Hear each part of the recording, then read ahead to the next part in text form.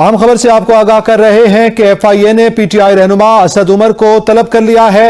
असद उमर को 25 मई को पेश होने की हिदायत की गई है। इससे पहले असद उमर पुलिस की तहवील में है। एफआईए ने एक मुकदमे में पीटीआई रहनुमा असद उमर को तलब किया है और 25 मई को पेश होने की हिदायत जारी की गई है। अहम खबर से आपको आगाह कर रहे हैं, पाकिस्तान तहरीक-ए-इंसाफ के मारूफ रहनुमा असद उमर को तलब किया गया है एफआईए की जानिब से। एफआईए ने उन्हें 25 मई को पेश होने की हिदायत जारी कर दी है। इस हवाले से मजीद जानेंगे खुर्शीद रहमानी से। जी खुर्शीद रहमानी, बताइएगा, एफआईए ने भी असद उमर को तलब कर लिया?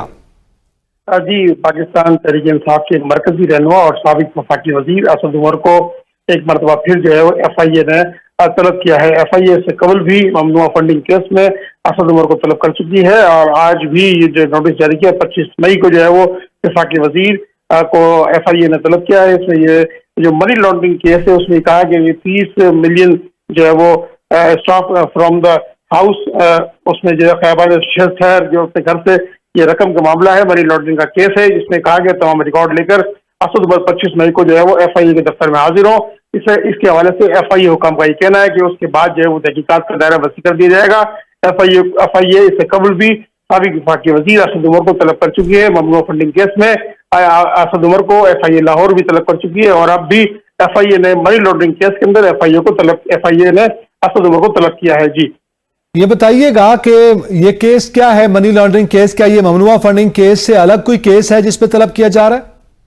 जी, ये मनी लॉन्ड्रिंग का केस है जिसमें कहा गया कि 30 मिलियन का जो ये रकम का मामला है, ये इसके हवाले से एफआईए जो है वो तहकीकात का दायरा वसी करेगी और असद उमर से इस बात की वजाहत तलब करेगी कि ये 30 मिलियन डॉलर का मामला है क्या, ये 30 मिलियन रुपीस जो है वो किस तरह एक जगह से दूसरी जगह मुंतकिल हुए। इसके हवाले से जो है वो मजीद तहकीकात की जाएंगी। असद उमर तमाम शवाहिद और सबूत के साथ पेश हों, अपने वकील के साथ पेश हों और इसके हवाले से मजीद वजाहत दें कि ये मामला है क्या।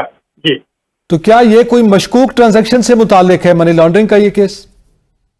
जी, इसके हवाले से तो अभी तफसीलात आना बाकी हैं। इस केस के हवाले से जो मजीद हमने एफआईए हुकाम से राब्ता किया है वो इसके हवाले से जो मजीद जो तफसीलात हैं वो इस बारे में हमें बताएंगे, तो फिर हम अपने एबीएन के नाज़रीन को इस बात से आगाह कर सकेंगे कि मजीद इसके हवाले से क्या मजीद जो पेशरफ्त हुई है। एफआईए हुकाम से हमारा राब्ता हुआ है, वो इस हवाले से मजीद तहकीकात और तफसीलात बयान हमें बताएंगे। जी, ये बताइएगा, 25 मई को उनको तलब किया गया है, असद उमर पहले ही पुलिस की तहवील में है, तो क्या ये आईनी तौर पर कानूनी तौर पर जरूरी होगा कि पुलिस की तहवील में हिरासत में लेकर ही उनको एफआईए में पेश किया जाए?